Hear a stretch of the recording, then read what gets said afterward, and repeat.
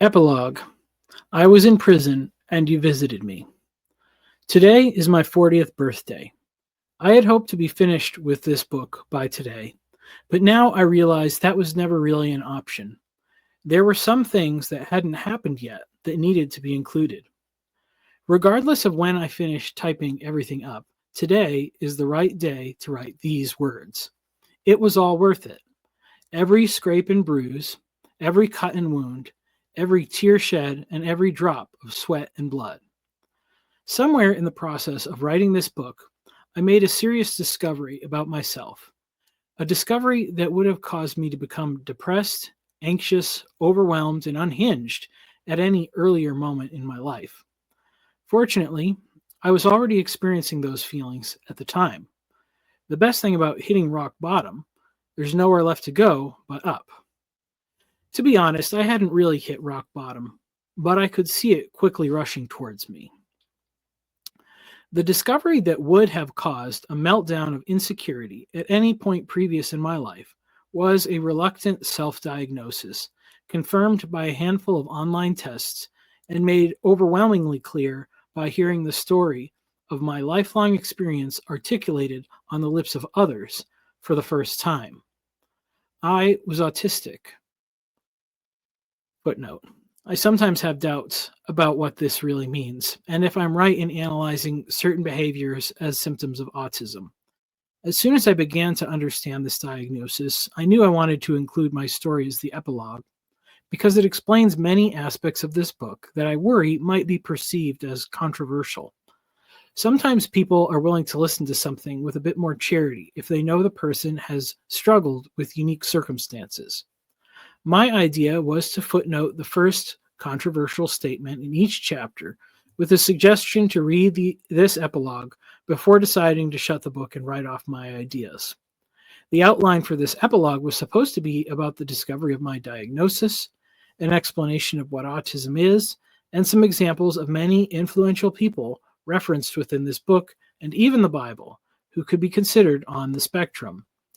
Doubts about my diagnosis and understanding were assuaged when I realized that this brief summary had morphed into a several thousand-word analysis of an extremely niche novel from 2007, subsequently scrapped until I can write a second volume. That's autism in a nutshell.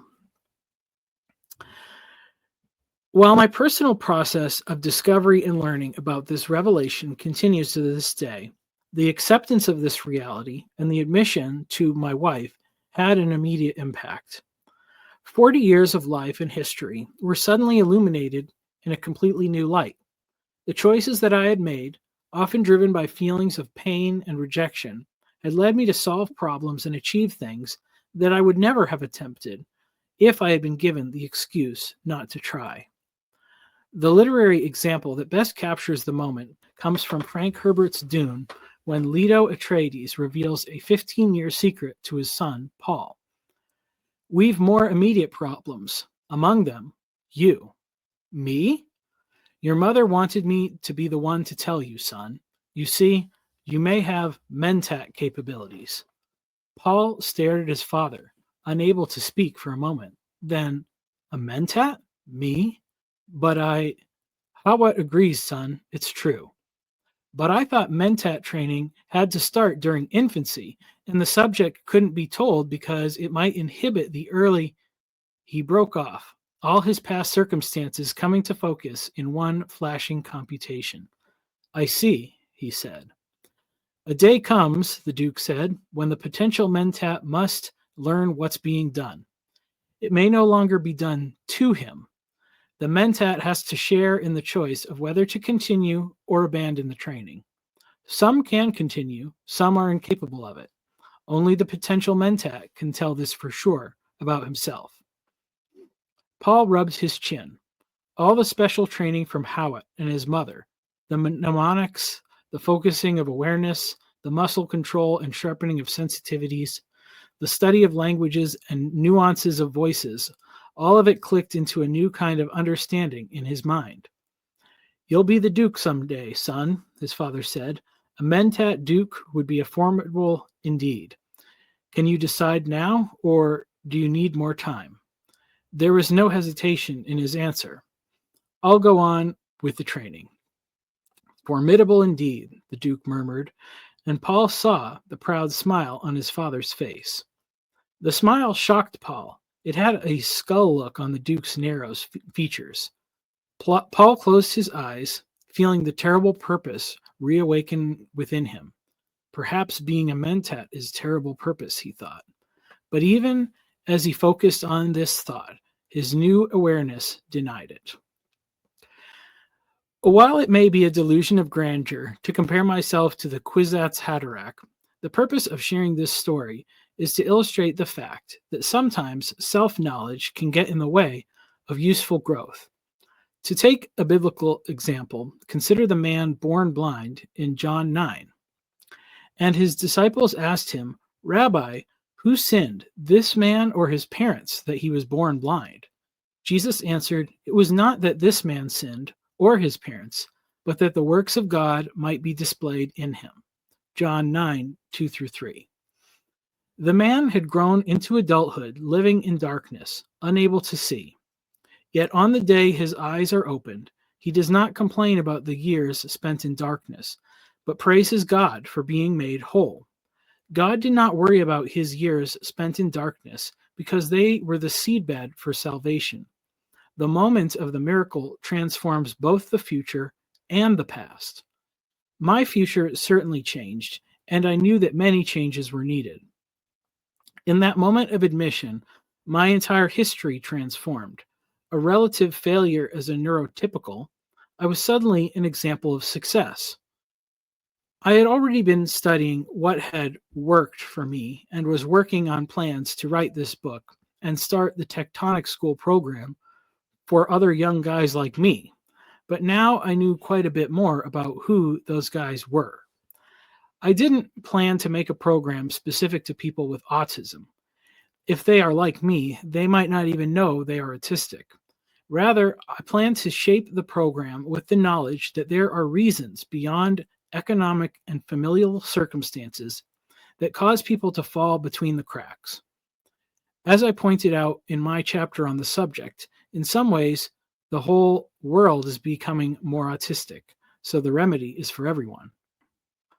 Perhaps the greatest blessing of learning of the symptoms and tendencies of people on the spectrum is coming to recognize the profound influence they can have on the world when they are given the chance.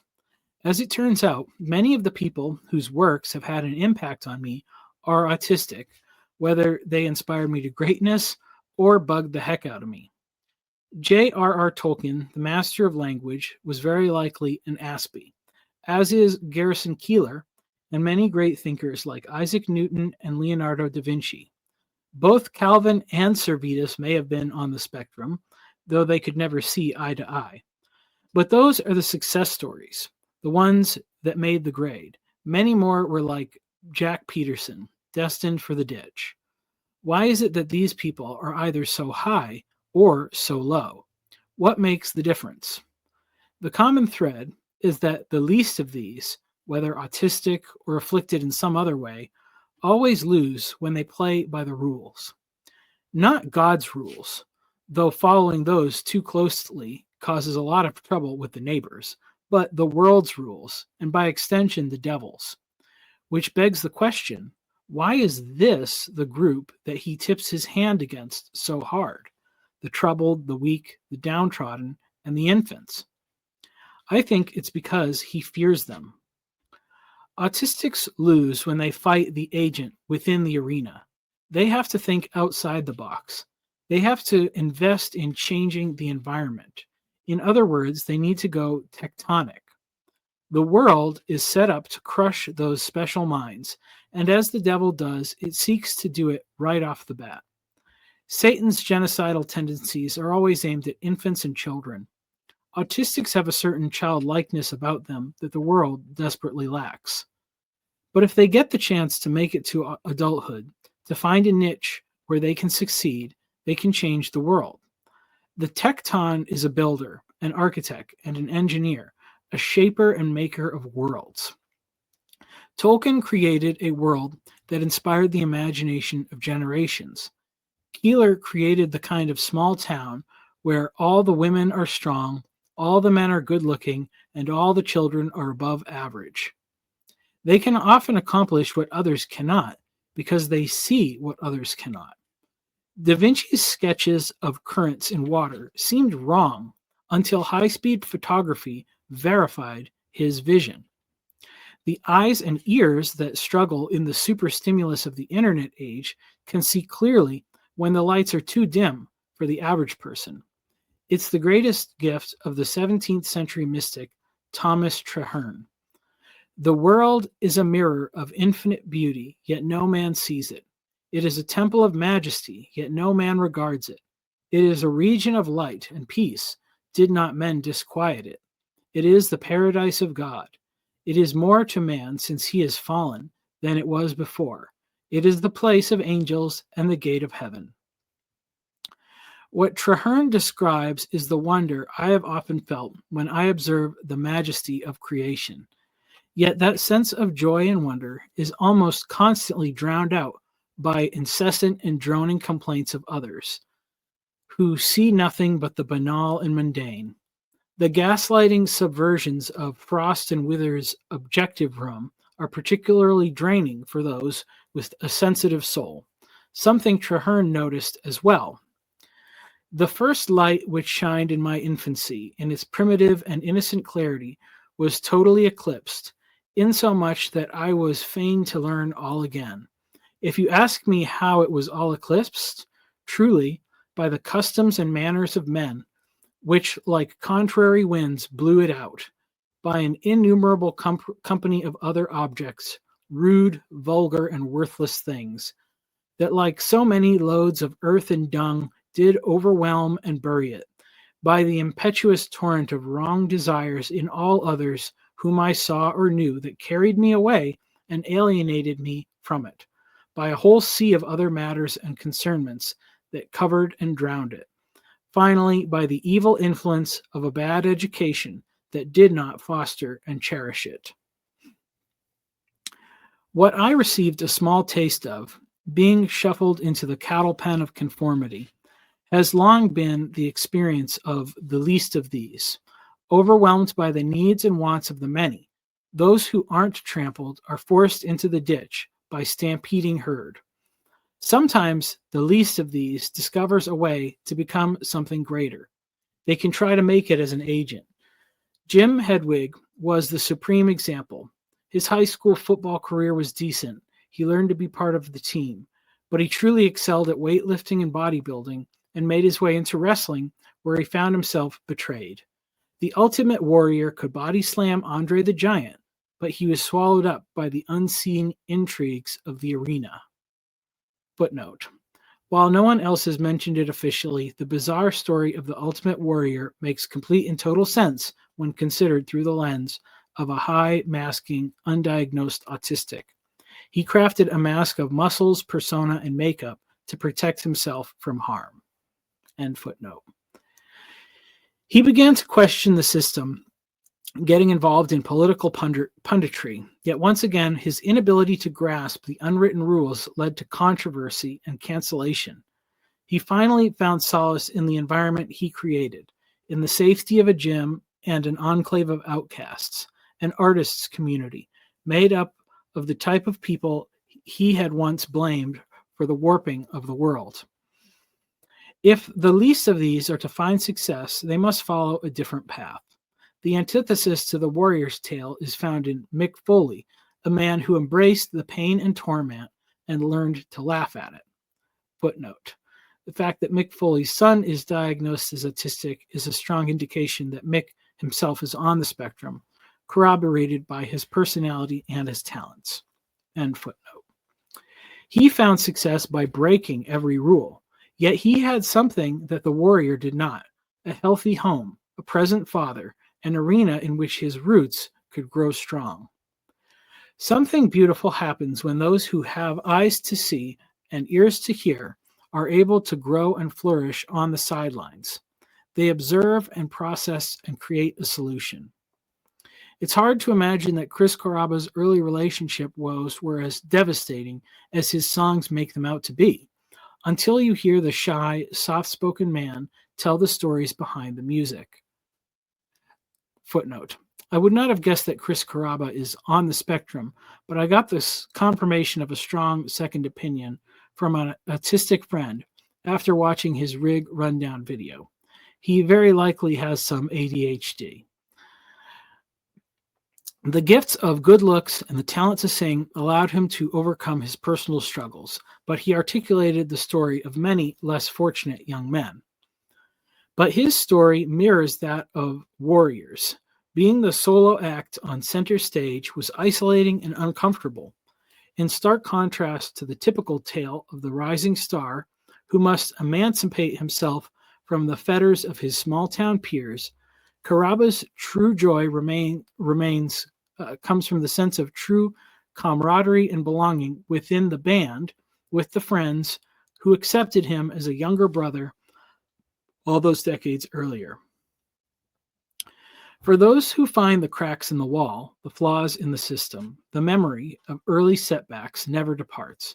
When the least of these occasionally find themselves on top of the game, they don't use their power for petty revenge. They direct their energies into cultivation and revitalization of the system. Carrabba transformed the spectacle of the rock club into a liturgy of brotherhood, gladly pointing the microphone to the voiceless crowd. Elon Musk would rarely be thought of as the least, yet he is driven by something few people understand.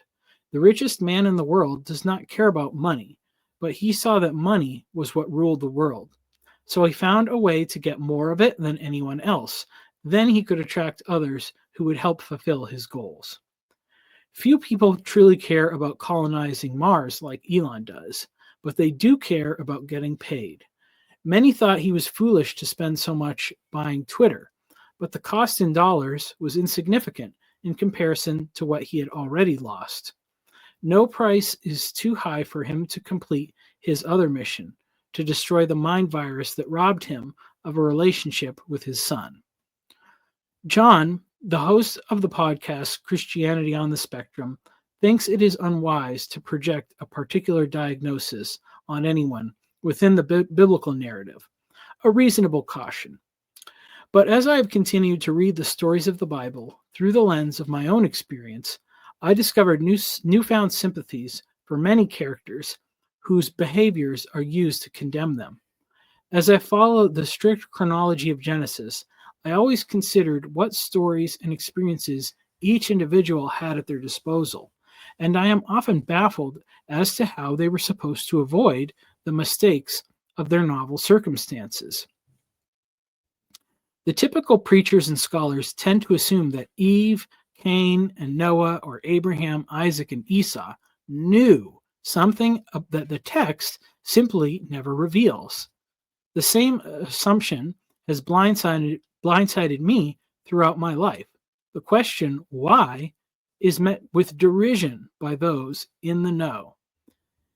This is not to say that every character in the biblical corpus is autistic, but my frailty gives me pause when the study notes quickly condemn. Yet Jesus identified with the least of these, and his criteria has caused me to evaluate these stories in a new light. If there is anyone who embodies the Spirit of Christ while living as the least of these, it is Joseph, the son of Jacob. Joseph seems oblivious to the problems he stirs up.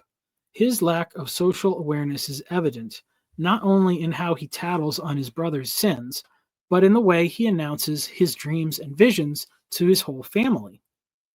Potiphar seems flummoxed at his inability to protect himself from the schemes of his master's wife. Although Joseph asks the cupbearer to remember him when he is restored, the young man fails to make an impression. Were his words dismissed due to a discordance between the urgency of the message and the unstressed tone of voice? When Joseph is placed in the position of power, the emotional distress of his brothers does not convince him of their sincerity.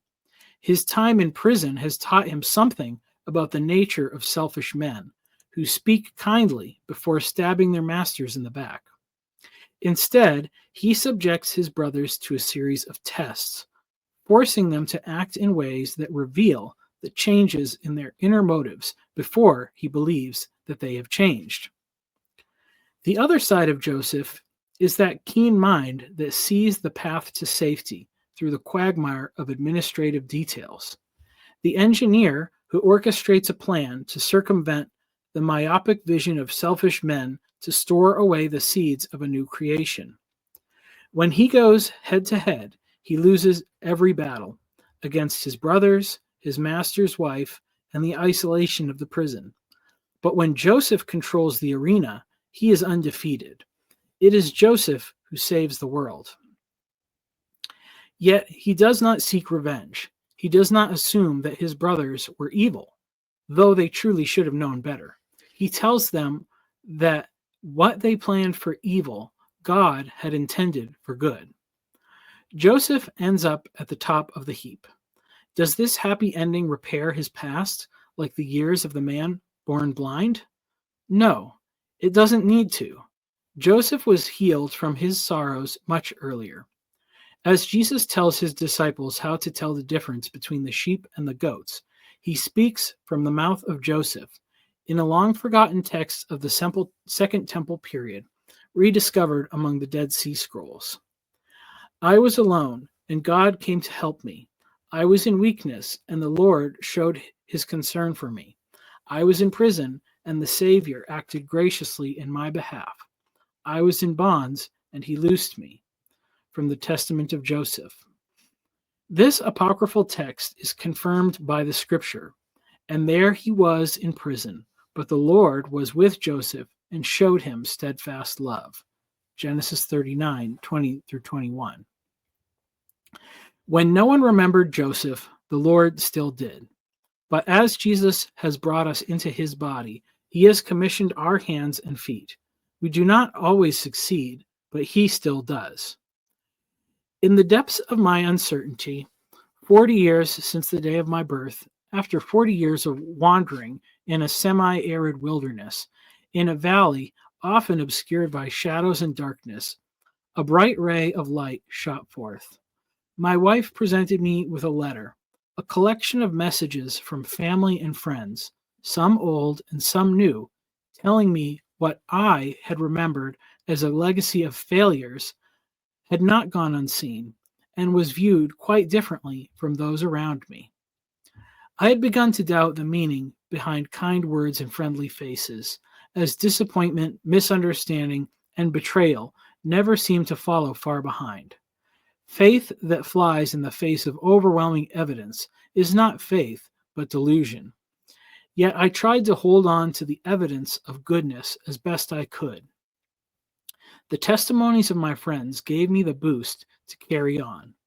Reading the gratitude for my contributions transformed my memories of the past from murky darkness to hopeful light. The lock on the door was opening, and I could see the path leading forward. I don't know exactly where this life will lead me. Who knows how many people will read these words or what effect the ideas on these pages will have. What I do know is that when I was hungry, he gave me food. When I was thirsty, he gave me something to drink. When I was naked, he clothed me. And when I was a stranger, he welcomed me in. When I was in prison, he visited me. And now he has set me free. He did so through the hands and feet and kind invitations of those whom he had called out of the darkness. He's given me a mission to find those who are still imprisoned and bring them to the light. But I can't do it head on. I can't match wits with the devil or become the ultimate warrior. I need to work alongside the Tekton, who is crafting an everlasting temple, a new heaven and a new earth. But before that work is finished, he is inviting us to tame the wilderness, clear the ground, and to start raising tents. Will you join me?